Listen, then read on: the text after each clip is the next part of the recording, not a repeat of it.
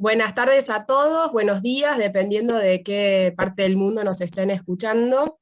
Bienvenidos a este nuevo encuentro de COPLA, que es esta comunidad de América Latina y el Caribe, en el que compartimos iniciativas de calidad y seguridad, y todo esto organizado por CLICS y en asociación con ISCUA. Yo, por parte de CLICS, soy Inés Suárez Sanzorena y hoy voy a ser quien sea un poco la moderadora de este encuentro.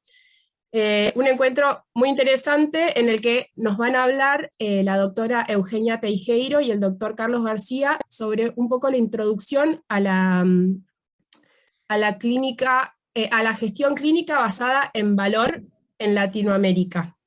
Les presento entonces a nuestros speakers del día de hoy. La doctora Eugenia Teijeiro se desarrolló como coordinadora de gestión de calidad en el Hospital Austral y fue jefa de calidad y acreditaciones, y luego fue coordinadora de gestión ambulatoria pediátrica en FLENI Escobar, acá en Argentina, y actualmente es investigadora asociada en el IEX y trabaja, entre otras líneas, en salud basada en valor. Así que por eso hoy está acá contándonos su experiencia.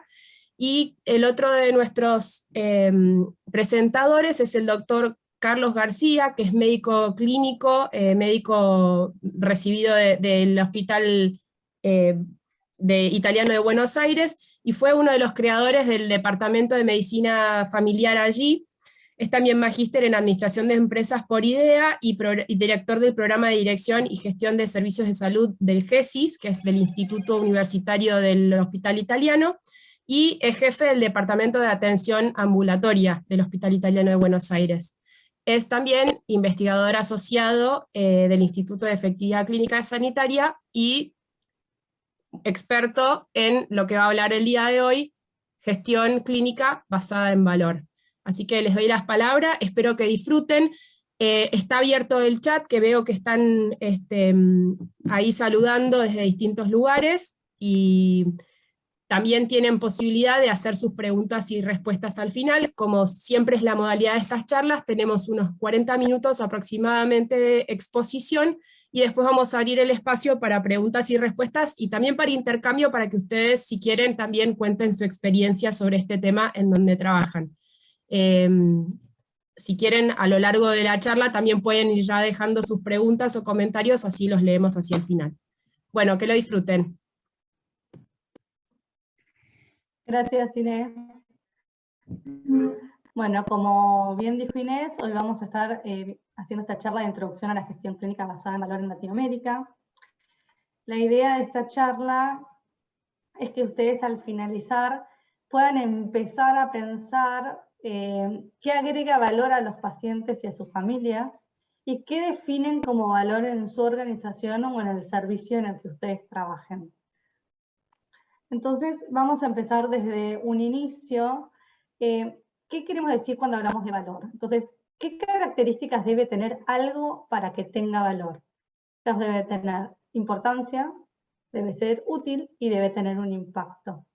Si no cumple con estas características, ese algo no estaría generando valor alguno, ya sea en la población, en el paciente, en el familiar, o en cualquier otro tipo de circunstancia en nuestra vida. El valor cruza todas las dimensiones de la vida de las personas y de las instituciones.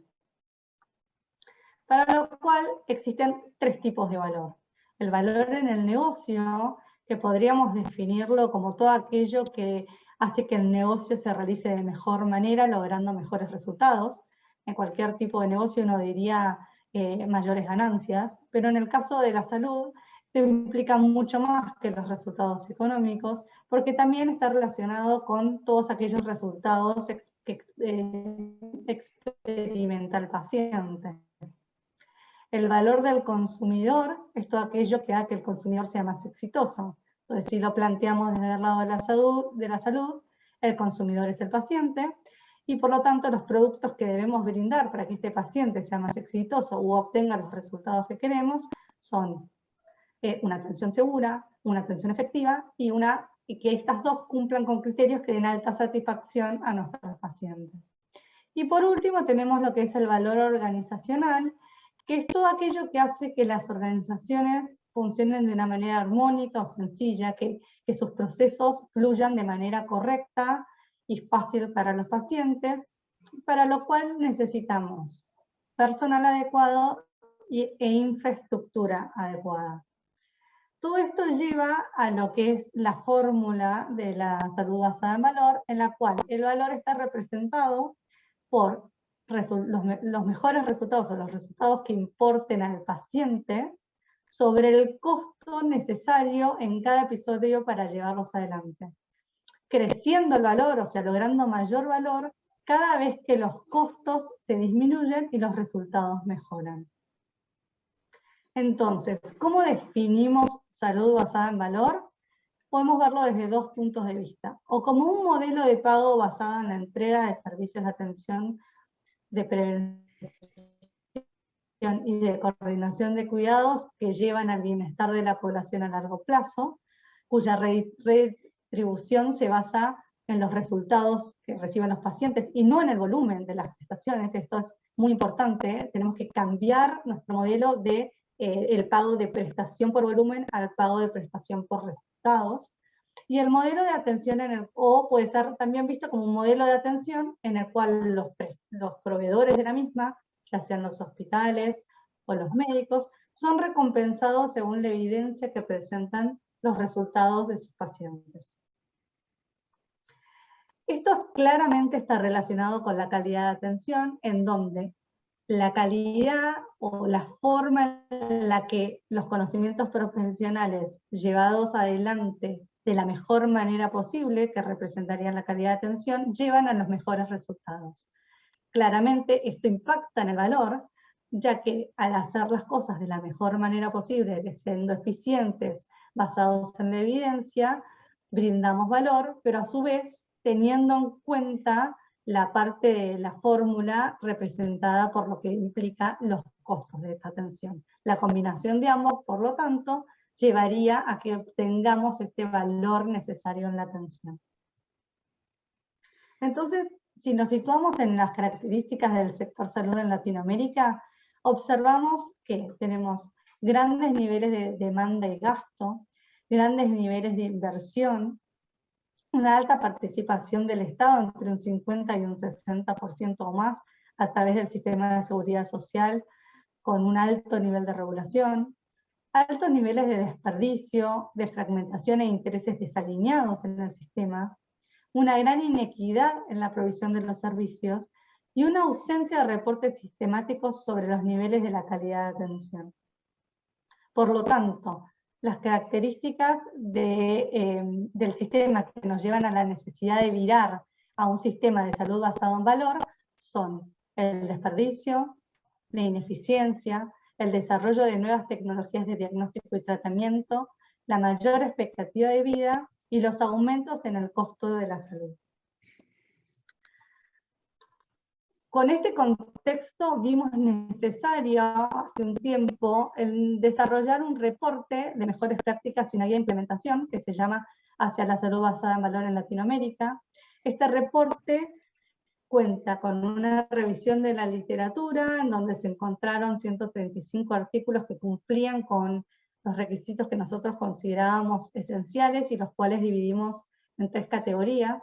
Aquellos artículos que denominamos esenciales, que eran los que sí o sí uno debía leer y conocer para poder entender lo que era la salud basada en valor y poder empezar a implementarla.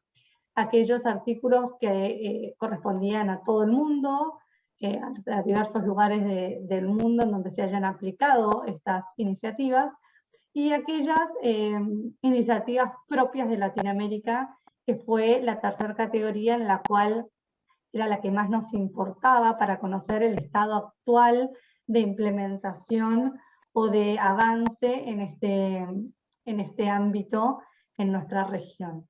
Y la doctora Marcia Macari Brasil hizo un muy buen corte transversal de lo que era el estado actual del modelo en Latinoamérica, donde lo dividió en 4 áreas y donde se mostró que había algún tipo de grado de uso de guías de práctica clínica o caminos clínicos, en donde se ve un poco la estandarización necesaria y la evidencia la aplicación de la evidencia basada en la atención para poder llevar adelante el modelo.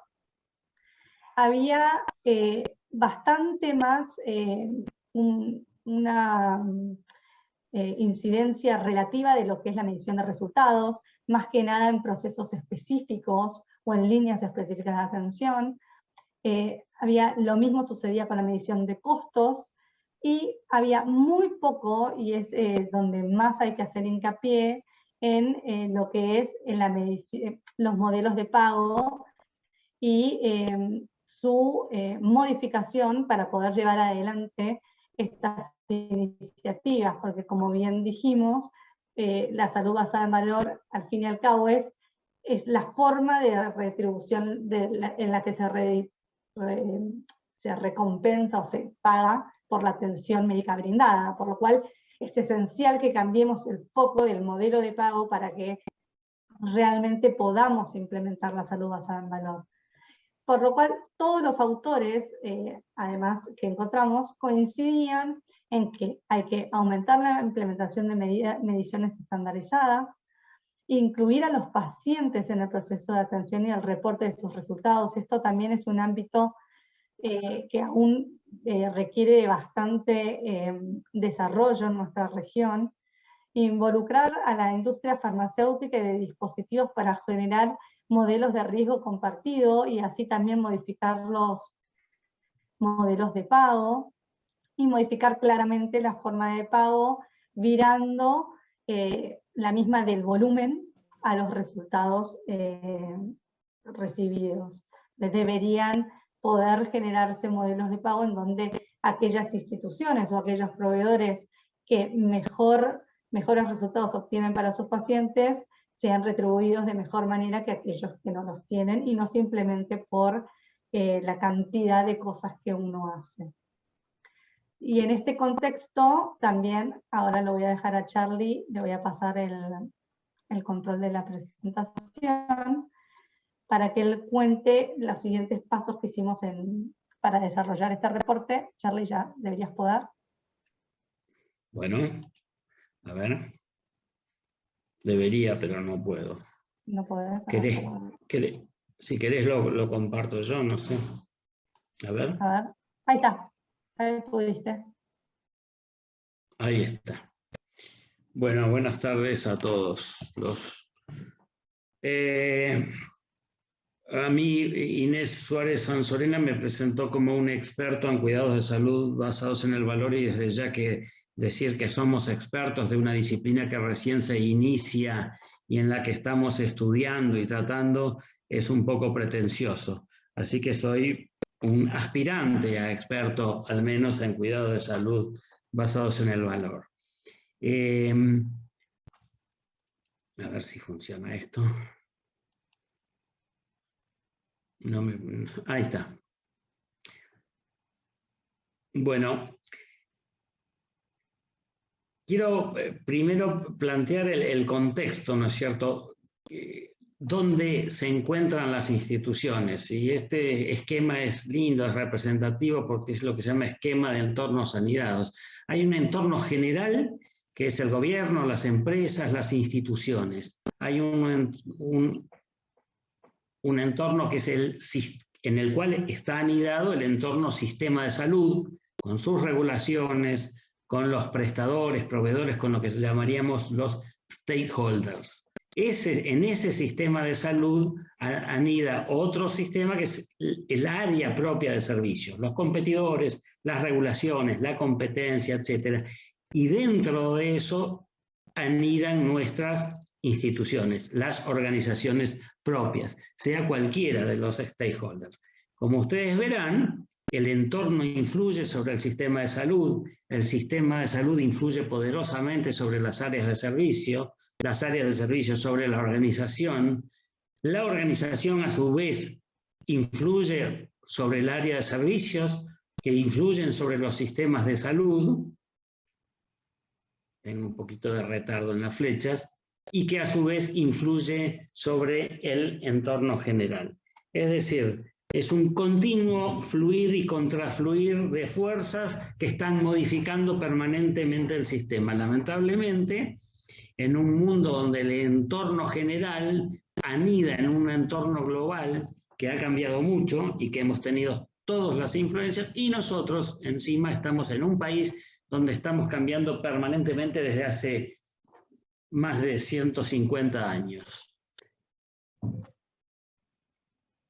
Este es el entorno. Yo acá pongo lo que llamamos los stakeholders, son los pacientes, la familia, los proveedores, los aseguradores, los prestadores de servicio, el Estado, la legislación, etc. Y este es así un esbozo de lo que sería, porque esto es solamente un microesquema de lo que sería un análisis PESTAL, y yo le estoy planteando desde dónde estamos viviendo nosotros. Yo, el, entre comillas, experto, digamos, qué es lo que estamos viviendo en el sistema de salud. Política con fuerte intervención de la política. El sistema de salud está fuertemente modelado por la política, que aparte es permanentemente cambiante.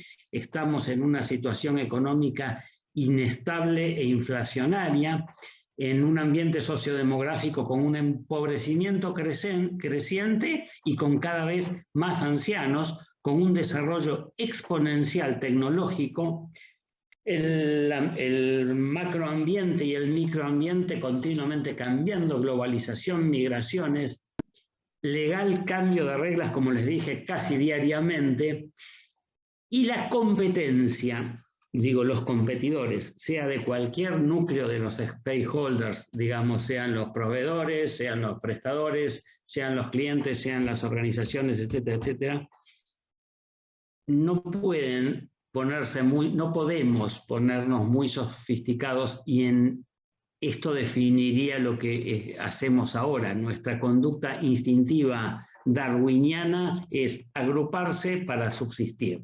Eso es básicamente lo que domina nuestras mentes en el día a día. Antes, cuando hablábamos de planificación estratégica, hablábamos de una planificación estratégica institucional para 10 años, digamos. Después la planificación estratégica se empezó a hacer en términos de, bueno, vamos a hacer en 4 años. Y hoy la planificación estratégica, no les miento si les digo que la hacemos casi semanalmente. Por lo menos nosotros en la institución en la que yo estoy, una institución grande, sin fines de lucro, que es el Hospital Italiano, la Red Universitaria Hospital Italiano, la planificación estratégica no diría, pero el día a día nos invade y lo hacemos semanalmente.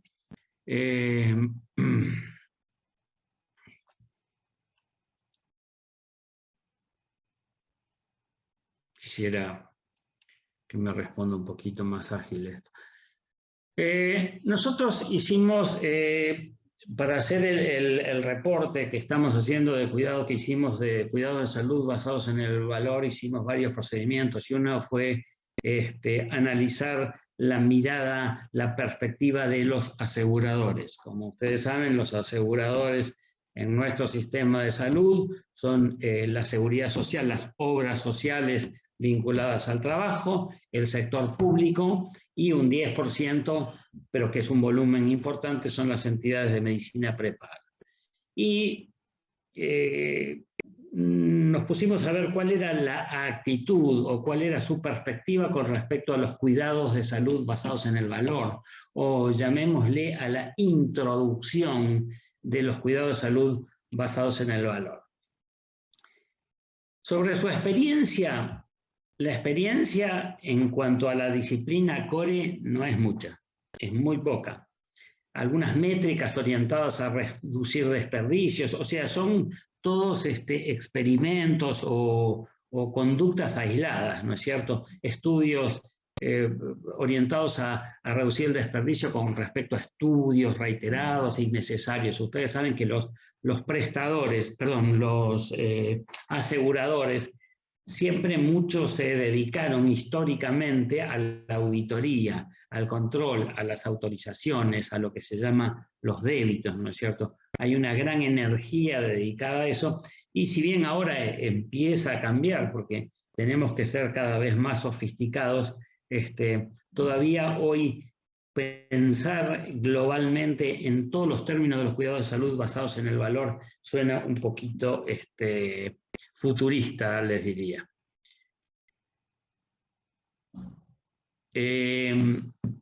Pocas iniciativas entonces con alcance reducido. Algunos estudios de costo-efectividad en algún método diagnóstico o en alguna droga, y algunas iniciativas de evaluación de desempeño de profesionales.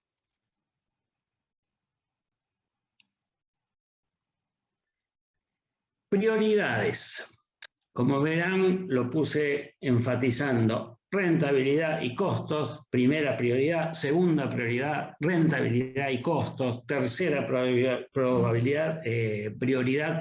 rentabilidad y costo. Después, la satisfacción del cliente y después la eficiencia de procesos. Hoy en día, en una situación donde los costos son permanentemente cambiantes y esos costos no pueden ser por legislación, como le dije en el PESTAL, trasladado a los precios, la cabeza de todos los stakeholders está muy centrada en eso, menos, diría, en la de los proveedores. Básicamente la tecnología y los medicamentos no tienen los precios regulados, entonces su principal preocupación es que si los precios son muy altos se pueden salir de mercado, pero no están como nosotros digo prestadores, digo aseguradores. Nosotros tenemos una organización integrada que es un prestadores con un asegurador propio, que es el 50% de nuestra economía.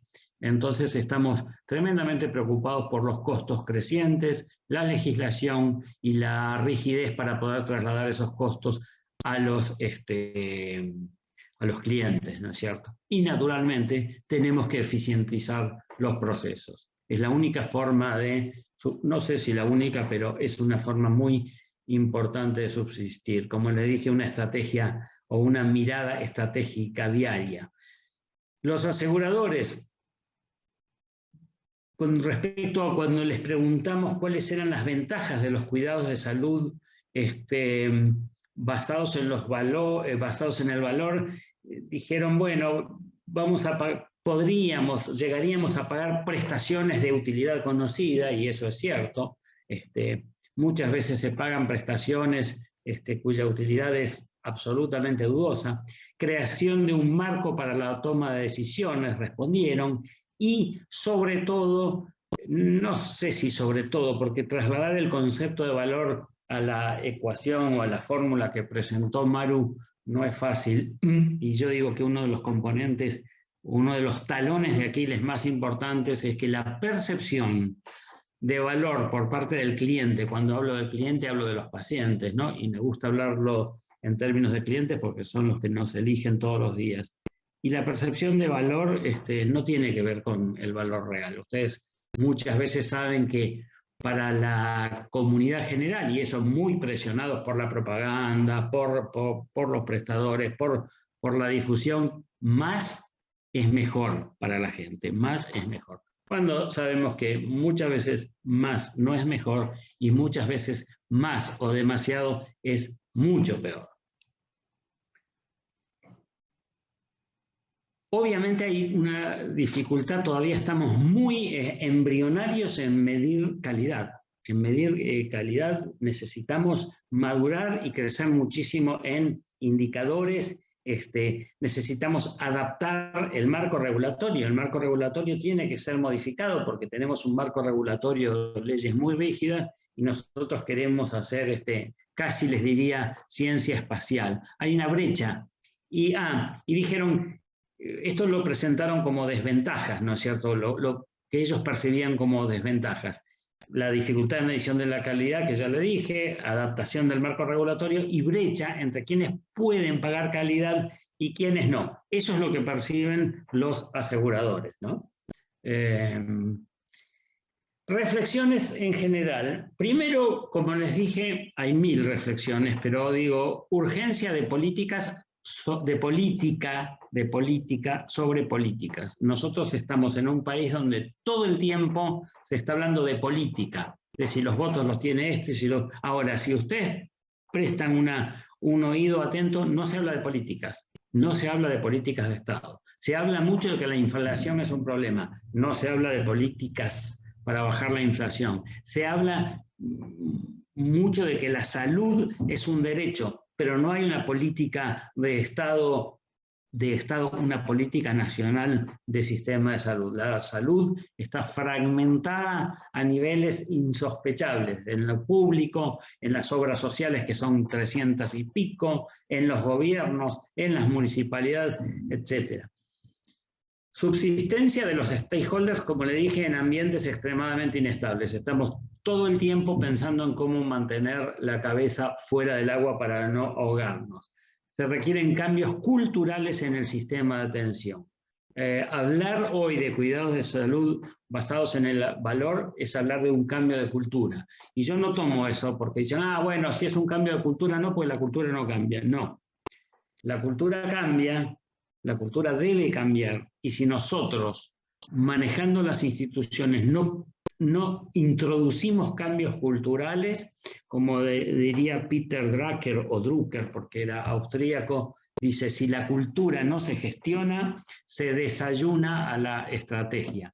En términos porteños o como si lunfardos, diríamos, si la cultura no se gestiona, se termina morfando a la estrategia. No hay plan estratégico que no se asiente en una fuerte cultura.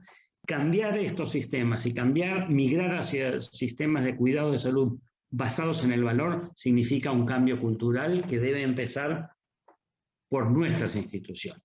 Y las métricas es un problemita que son difíciles de desarrollar, difíciles de tener y difíciles de disponer. Después les contaré por qué.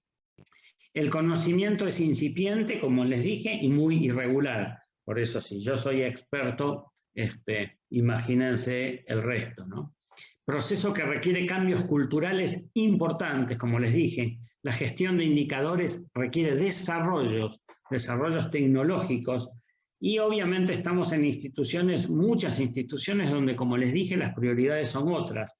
Los sistemas de pagos son muy difíciles de romper y, como dijo Maru, uno de los pilares de los cuidados de salud basados en el valor es un cambio radical en el sistema de pagos. Cultura de benchmarking es vista con recelo. Es muy difícil, aún yo pertenezco a una organización donde yo me quiero abrir y me quiero juntar con todos para mostrarle sacar, como se dice, mis trapitos al sol, lo que somos y todo lo que no somos.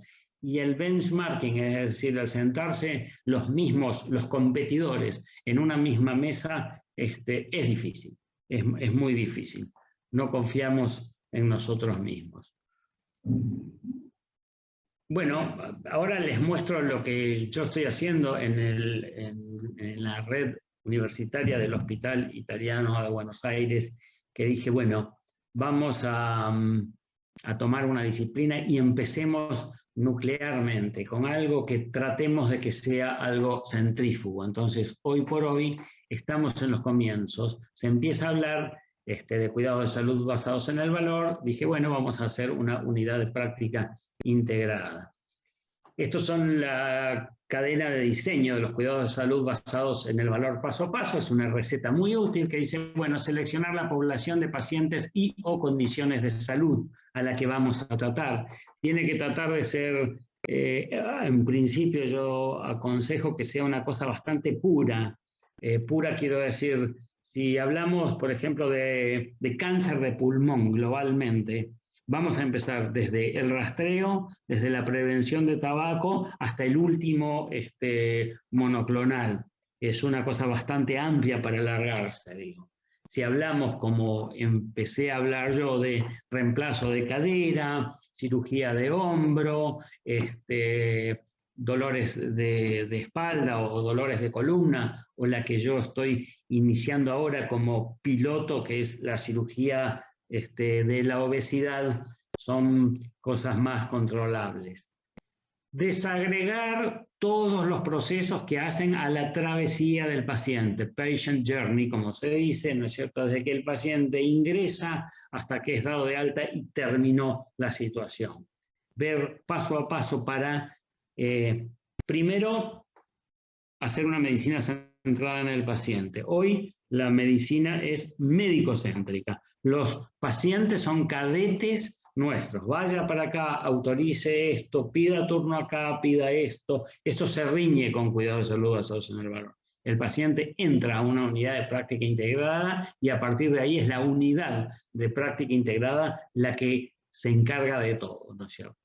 Incorporar a los pacientes y las familias. Ese es otro de los grandes pasos. Todos decimos sí, porque los pacientes... No. La medicina está centrada en nosotros, en los profesionales y en las instituciones, ¿no es cierto? Estamos todavía en una fase muy embrionaria de lo que es realmente incorporar la perspectiva del paciente y la familia. Sentarnos, ver qué piensan, ver cuáles son sus prioridades, ver qué es calidad de vida para ellos, ser lo más individualizados posibles. Constituir equipos multidisciplinarios. Para una unidad de práctica integrada se hacen falta, por ejemplo, radiólogos, kinesiólogos, administrativos, profesionales especialistas en la práctica y profesionales generalistas. Después definir el valor, es decir, cuál es el valor con la fórmula, es decir, los resultados que importan para el paciente desde la perspectiva, no desde la perspectiva artificial, sino desde la perspectiva real, sobre los costos. Todo lo que aumenta, todo lo que disminuya costos o mantenga los costos o los aumente si es necesario, pero que aumente el valor para el paciente, se dice que crea valor. Lo que no, destruye valor. Cada trámite innecesario, cada estudio innecesario, cada estudio repetido, cada estudio que no tiene ninguna evidencia clínica de utilidad es destrucción de valor. Consensuar y actualizar las guías de práctica y protocolos que permitan evaluar resultados y costos, naturalmente. Y luego analizar los costos de todo el proceso. Eso es el paso a paso del diseño de la cadena de valor. Esto, como les decía, es un eje central, ¿no es cierto?, que es un marco multidimensional para el involucramiento real del paciente y de su familia, a nivel de todos los cuidados, ¿no es cierto?, de los cuidados directos que hacen al paciente, ¿no es cierto?, desde la consulta, el involucramiento del paciente, desde el diseño de las organizaciones y la gobernanza. O sea, tenemos que muchísimo, adaptar las organizaciones a los pacientes. Nosotros ahora estamos inaugurando un edificio nuevo de consultorios y se inauguró hace una semana, ¿no es cierto?, de 7 pisos, donde hay 80 consultorios. Y yo pienso que la arquitectura ya es vieja. Cuando se inauguró ya es vieja, porque los diseños arquitectónicos de las organizaciones de la salud, si ustedes lo miran, y si ustedes lo miran desde el lado de los pacientes, es médico-céntrico. Uno de los ejemplos, siempre cuando nos juntamos o cuando empezamos a probar un edificio, cuando le preguntamos a los profesionales dicen, la sala de espera es chica. Y desde la perspectiva del paciente y de la perspectiva de los cuidados de hoy, la sala de espera no debería existir. Yo digo que cuando hay una sala de espera llena, detrás hay un problema de gestión y nuestras salas de espera están atestadas. Y la respuesta es no, tendría que haber más superficies a la espera. No. El trámite de la gestión se debería hacer online, uno debería llegar y el turno debería realizarse en el momento exacto. Sí, resultado, sala de espera, no. Nosotros compensamos el ausentismo con sobreturnos, damos sobreturnos porque por algunos faltan cuando el ausentismo es una consecuencia de nuestra propia ineficiencia. Cuando digo eso estoy hablando de diseño y gobernanza institucional. Diseño de políticas y después factores que influyen sobre el involucramiento, meter a los pacientes en la organización. Es un trabajo difícil, no es algo que lo vamos a empezar a hacer mañana mismo, nos va a llevar tiempo, pero tenemos que empezar a ponernos en el sombrero de los pacientes. Implementación de NOUPI, ¿dónde estamos? Seleccionamos la población, estos son los pasos, como les dije, selección, y ahora les voy a decir dónde estamos en cada uno de los pasos. Travesía del paciente, incorporación del paciente y familia, constitución de equipo, etcétera, etcétera. Semáforo verde, diría. Bueno, elegimos una práctica, que es la cirugía de la obesidad, práctica piloto, como les digo, donde a partir de ahí vamos a trabajar institucionalmente con otras réplicas de UPI. Diseñamos y tenemos diseñada la travesía del paciente, tenemos claramente los indicadores que definen el valor, tanto de valores, digamos, de indicadores de resultados, indicadores de procesos y indicadores de experiencia del paciente, que lo vamos a tener que adaptar, y análisis de los costos del proceso. En amarillo tenemos la constitución de equipos multidisciplinarios, porque constituir equipos multidisciplinarios cambia la cultura vertical de las organizaciones. Las organizaciones están, valga la redundancia, organizadas con ejes departamentales: el departamento de cirugía, el departamento de medicina, el departamento de diagnóstico, el departamento de internación, el servicio de ortopedia, el servicio de kinesiología. Los cuidados de salud basados en el valor y la creación de unidades de práctica integradas rompe con esa estructura organizacional. Consenso y actualización de guías de práctica clínica es algo que eso debe actualizarse siempre, y bueno, cuando uno elige una práctica tiene que tratar de lograr o definir los mejores indicadores posibles dada la experiencia. Pregunta: ¿en Argentina están contratando con los aseguradores por sistema de pago global prospectivo? Después te respondo.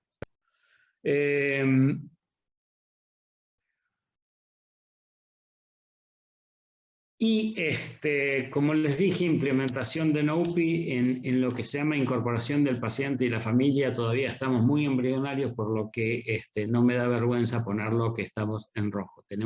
El semáforo está rojo, tenemos que cambiar mucho ahí. Bueno, Maru, podés sacar el... Bueno, concluyendo, les dije la perspectiva de la incipiente o embrionaria perspectiva desde la mirada de los aseguradores, y lo que estamos tratando de hacer en una organización bastante grande que tiene una universidad, una prepaga y varios centros de salud, para entrar en esta nueva disciplina en la que creo que, bueno, que hay muchísimo por hacer. Como siempre, nunca olvidarse que tenemos que empezar a cambiar nuestras cabezas para incorporar la perspectiva del paciente.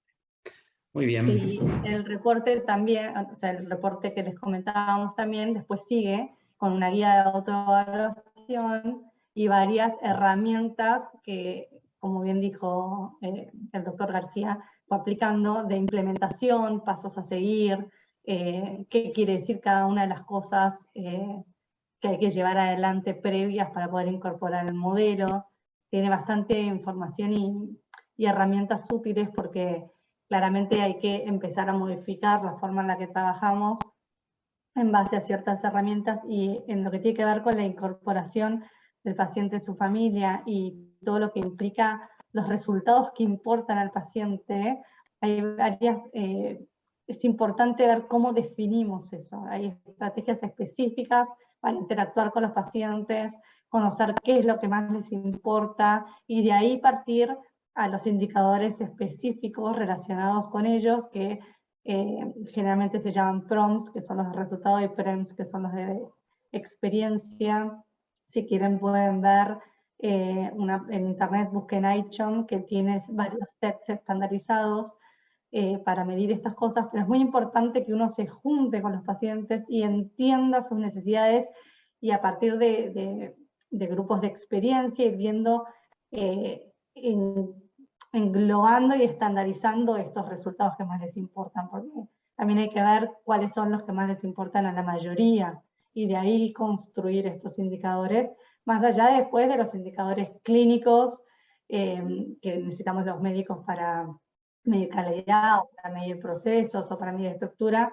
es muy importante definir y determinar estos indicadores que importan al paciente. Y para eso tenemos que hablar con los pacientes, sino escucharlos en realidad, más que hablar, es escuchar. Genial. No sé si Sí. parece pasar por el chat, quizás, Euge, algunos de estas, o sea, de algún link, o sea, sobre el reporte, como para que los que quieran puedan consultar y ampliar y tener a mano, o esto que vos decías de cómo buscarlo directamente en Google. Sí, va a estar en la página del IEX en breve, va a estar subido, así que lo pueden buscar ahí. Ok, bueno.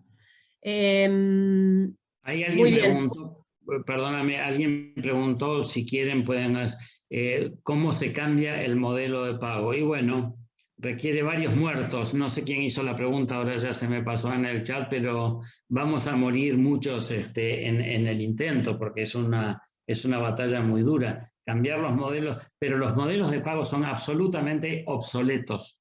El pago por capitación es un pago obsoleto porque el pago por capitación induce al burnout, al no quiero trabajar naturalmente. El pago por módulo es un pago extremadamente rígido que no incluye ni la percepción de valor ni la perspectiva del paciente, ¿no es cierto? Y después hay pago por prestación, induce a la sobreprestación.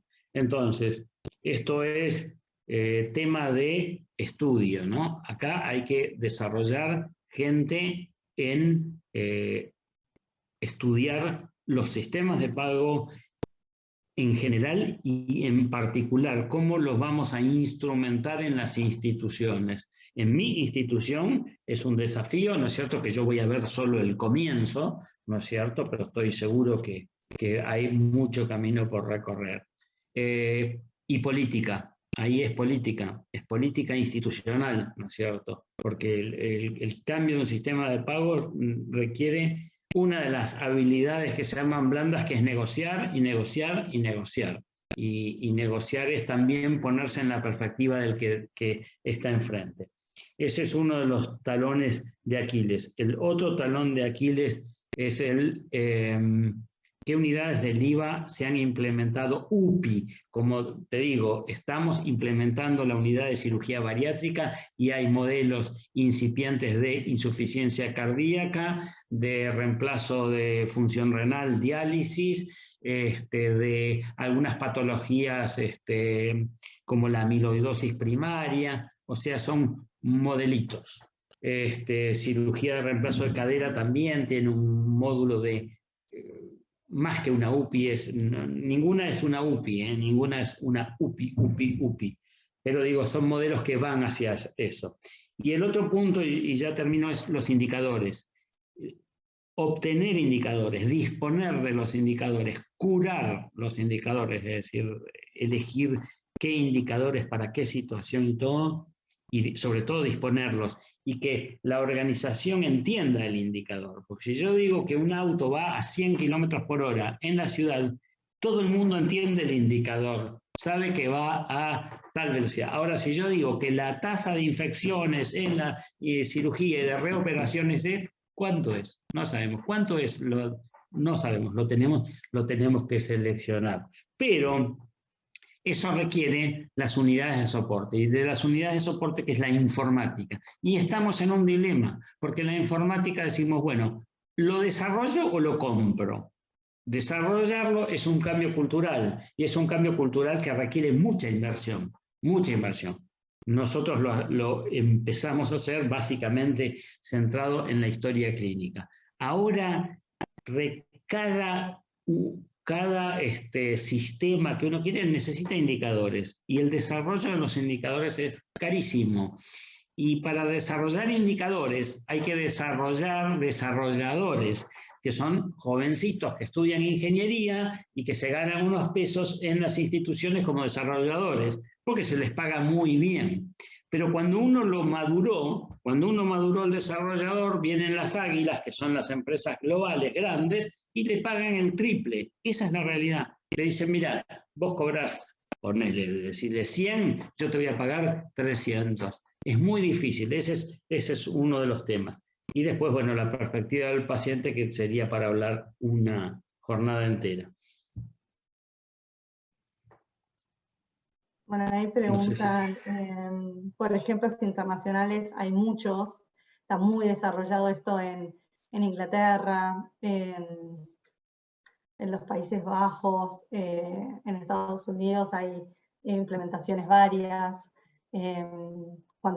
Ahora cuando está el reporte hay un montón de bibliografía para mirar y hay muchísimo más que seguramente se nos haya escapado a nosotros que pueden encontrar.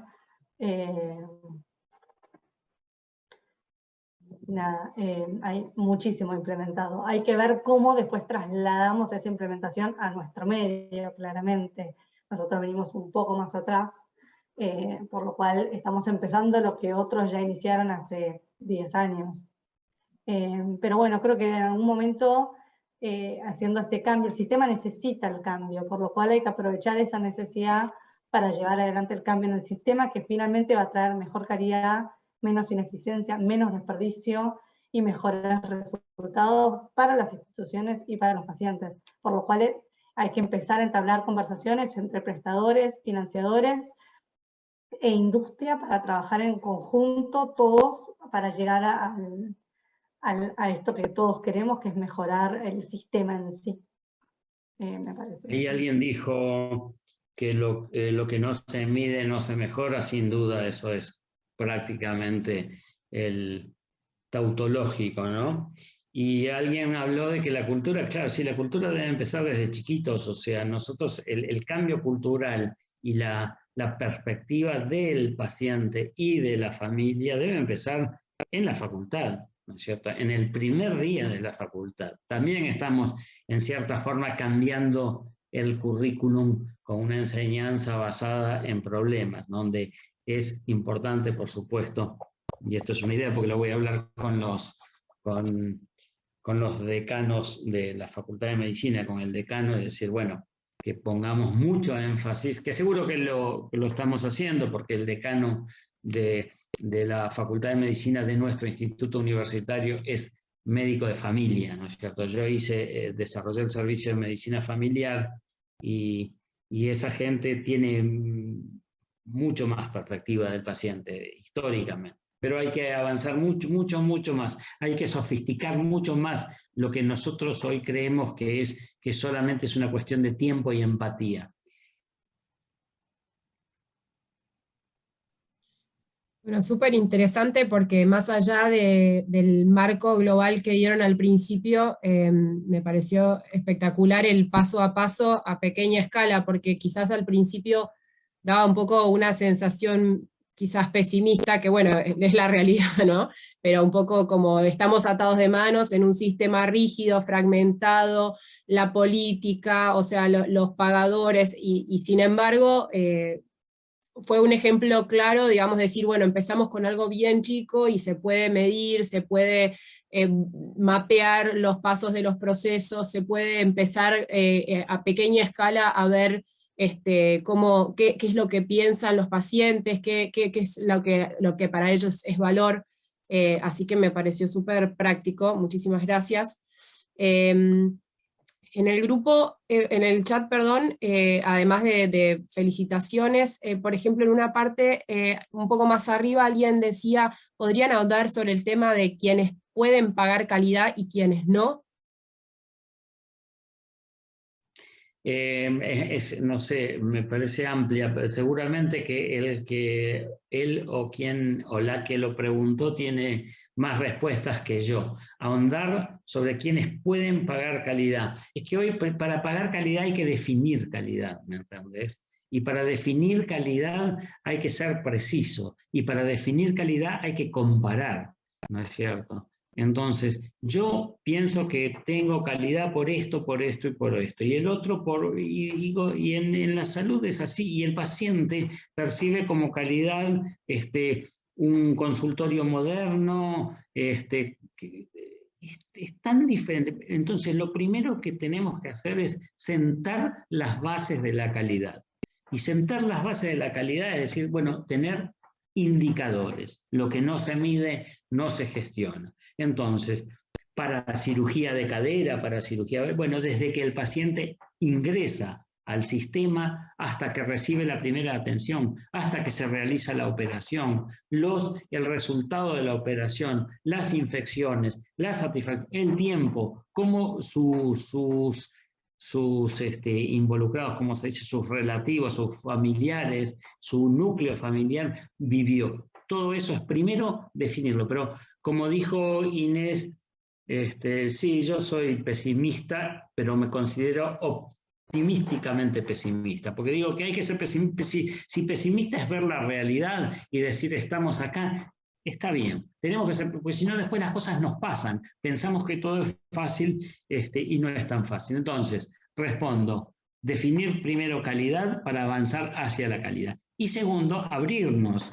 He visto gente de todas, decir, bueno, tenemos que empezar a publicar nuestros indicadores, porque si no son indicadores nuestros, locales, y somos todos muy buenos. Sí, también volviendo al tema de los indicadores es, además de lo que le importa al prestador, que es muy importante, lo importante es poder generar un tablero que contemple ambos lados de la ecuación, la del prestador y la del paciente. Entonces, deberíamos preguntar, deberíamos llegar a poder ver en lo que sería el ciclo de atención, el ciclo vital de esa enfermedad o de esa, no sé, cirugía bariátrica, cirugía de la obesidad que hayamos elegido, por ejemplo, es qué es lo que el paciente busca como fin de eso. Entonces, qué es lo que le importa, porque ahí surgen indicadores, por ejemplo, como confianza hacia los prestadores y cuándo se rompe. Por ahí al paciente le importa eso. Son cosas que hay que empezar a medir que hoy no se miden, o no sé, cuánto tardan en realizar la cirugía, cuánto tardo en llegar a la consulta, o cuándo voy a poder volver a caminar. O sea, hay como 3 niveles en los que hay que pensar cuando hablamos de resultados que importan al paciente, que uno tiene que ver con lo que es la sobrevida, otro tiene que ver con lo que es la atención per se, y otro tiene que ver con los inconvenientes que le trae esa atención, cuánto tarda en volver a trabajar. Hay que combinar ambos tipos de indicadores, los clínicos, que muestran resultados objetivos de la atención, y los que realmente le importan al paciente, porque por ahí estamos teniendo buenos resultados de atención y el paciente igualmente no está teniendo valor en la forma en la que nosotros estamos mostrándole o dándole esa atención. Entonces por ahí es muy delgada la línea en la cual no nos pasemos de medir cosas que interesen a los médicos, que se convierten en burocráticas y nadie sabe para qué las hace, y no estamos midiendo realmente lo importante que nos determina si existe o no existe valor en esa atención. Ese también es un camino que hay que empezar a recorrer. Hola, Daniel Sporn. Es cierto, hace años que no nos vemos, mejor que no nos veamos porque nos vamos a ver viejísimos el día que nos encontremos, así que vos preguntás la atención domiciliaria. La atención domiciliaria es creciente, la medicina domiciliaria es creciente y es un ambiente, una esfera ideal para trabajar en cuidados de salud basados en el valor. Muchísimo para hacer y muchísimo para desarrollar la perspectiva del paciente, ¿no? La medicina domiciliaria es creciente porque la población anciana es creciente y por eso a veces es muy difícil tentarse con decir, bueno, tampoco podemos hacer todo centrado en UPIs. Nosotros vemos pacientes, yo veo pacientes ancianos que los veo desde hace más de 35 años, ¿no es cierto? Y que envejecimos juntos, y algunos ya se murieron porque pasan los 90 años. Esos son pacientes muy complejos que no los podemos poner en 10 UPIs diferentes. Los pacientes ancianos de 90 años tienen falla renal, tienen insuficiencia cardíaca, tienen múltiples drogas, tienen trastornos circulatorios, trastornos venosos, trastornos cognitivos, todo en una misma persona. También no podemos fragmentar demasiado. Y otra cosa que les quería decir es que si nosotros lo pensamos de una forma naive, decimos, bueno, pero si crear valor alinea a los prestadores, es cierto, a los pacientes, a los proveedores, a los aseguradores. Sin embargo, la concepción de valor es largoplacista. En cambio, yo te facturo hoy, te facturo lo que puedo. Mañana será otro día, por ahí no estás vos y como me dicen, si mañana no estoy yo o no estás vos, te facturo, sálvese quien puede. Eso está orientado. Y por otro lado, siempre digo, nosotros tenemos la cultura del chequeo. Para mí el chequeo es el chequeo anual. Cuando recibo un joven de 20 años que dice hace mucho que no voy al médico, le digo bienvenido seas, y no vengas nunca. ¿Cómo un joven de 20 años sano va a creerse comprarse el modelo de que se tiene que hacer un chequeo anual y que si no se hace el chequeo anual está en falta? Y eso ocurre. Cuando hablamos del control de las mujeres, la ecografía ginecológica transvaginal, sistemática, y estoy hablando de mujeres jóvenes, sanas, asintomáticas, destrucción de valor. La mamografía antes de los 50 años, si no hay antecedentes de patología mamaria en familiares de primer grado, destrucción de valor. El Papa Nicolau repetido anualmente, si el Papa Nicolau anterior es normal, destrucción de valor. El ecodoppler de carótidas, destrucción de valor. La vitamina D, que la estamos padeciendo todos, el furor de la vitamina D, el cómo están mis huesos, destrucción de valor. La osteoporosis, la cultura de la osteoporosis es mucho más lo que históricamente ha destruido valor que lo que ha creado valor. Se gastaron ingentes cantidades de dinero, se hicieron ingentes cantidades de estudio y no modificamos mucho, modificamos la densidad mineral ósea y no tanto las fracturas. O sea, altísimo costo por resultados. Sin embargo, está percibido por la sociedad, cuanto más acceso a los medios de difusión tiene la sociedad, más sofisticada es, como quiero saber cómo están mis huesos, quiero saber cómo está mi vitamina D, quiero saber cómo están mis carótidas, etcétera, etcétera. Acá hay una pregunta que quedó colgada en otra parte que dice, ¿cómo vislumbra el futuro de la salud basada en valor con la aplicación cada vez mayor de la medicina de precisión? Saludos. Charlie, ¿quieres hablar? Sí, no, dice este tipo, si se hiciera énfasis en la promoción y prevención de salud. Sin duda, para mí creo que alguien me dijo una vuelta, dice, qué error que cometimos cuando pensamos que la medicina preventiva iba a ser más barata. No, la medicina preventiva, porque se hizo una pseudomedicina preventiva y porque la prevención no empieza por la medicina. La prevención tiene que empezar antes. ¿Cómo decir?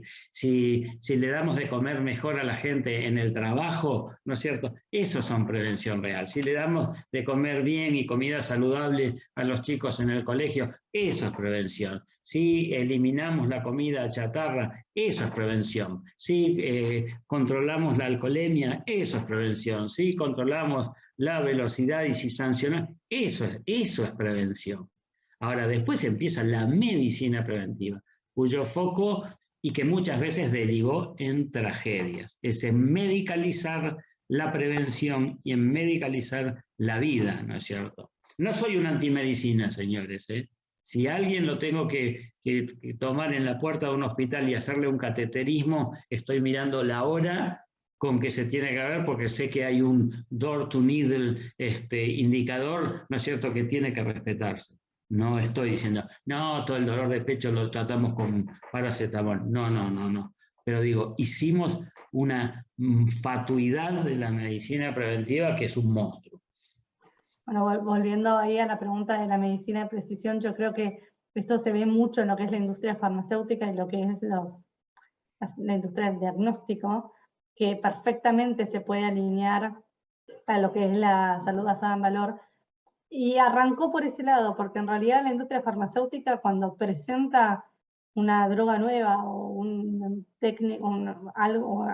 device nuevo, primero tiene que demostrar el valor para que lo compren. Entonces, en el fondo, hay que copiarse un poco de lo que es los métodos que usa la industria farmacéutica, de tecnología para trasladar eso a lo que son el resto de las prestaciones. Porque hoy en día ellos primero demuestran el valor y después lo venden, si queremos decirlo de alguna forma. Es más, sería, yo creo que yendo hacia ese lado, uno podría alinear perfectamente las dos cosas, porque a medida que se demuestra el valor, se usa esa tecnología o esa herramienta más precisa de diagnóstico. Eso se vio, por ejemplo, en el screening prenatal. El screening prenatal generaba un costo mayor, pero se vio que generaba tanto más valor y reducía costos por otro lado, que ya es como que el screening a entre las 15, 21 semanas, se hace en casi todos lados, porque da mucho más valor de lo que el costo implica. Entonces, creo que al revés, que usar esos modelos llevan a aplicar mejor el modelo de salud basada en valor que en prestar. Bueno, si les parece, la verdad es que se ve que estamos todos muy enganchados, pero vamos a tratar de hacer honor al tiempo de nuestras sesiones de comunidad de práctica. Si les parece, no sé si alguno de ustedes dos quiere dejar su correo electrónico por si alguno quiere seguir por esa vía contactándose.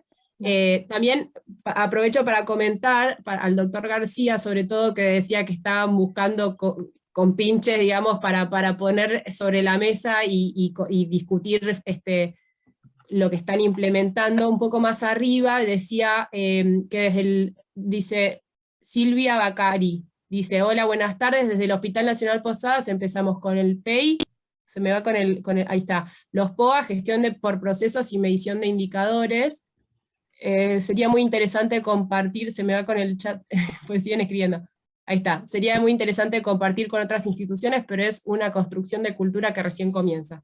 Así que bueno, por ahí está bueno empezar a ponerse en contacto encontrar la manera de reunirse los que están implementando estas cosas, como para eso, para compartir experiencias y seguir creciendo. Sin duda, yo creo que nos empecemos a poder sentar. Yo siempre pensé, yo digo, soy hospital italiano. Hospital italiano es un hospital de comunidad. Entonces uno piensa hospital alemán, hospital británico, hospital austral, CEMIC, que son las asociaciones civiles sin fines de lucro que nuclean a un tipo. Pero también bienvenido sea el Hospital Posada y todo, nos tenemos que juntar, ¿eh? No hice ni una reunión, Silvia Bacari creo que dijo eso, no hice ni una reunión. Pero bueno, tenemos que empezar a hacer un foro y empezar a trabajar y mostrarnos, sacar, como digo, los trapitos al sol. Ahí les dejé mi email anotado en el chat. Buenísimo. Bueno, muchísimas gracias a ambos y a todos los que están acá acompañando, participando de esta comunidad de práctica, y nos encontraremos entonces el mes que viene en la próxima charla. Que tengan una buena tarde y nos volveremos a encontrar. Adiós. Gracias. Un gusto, muchísimas gracias.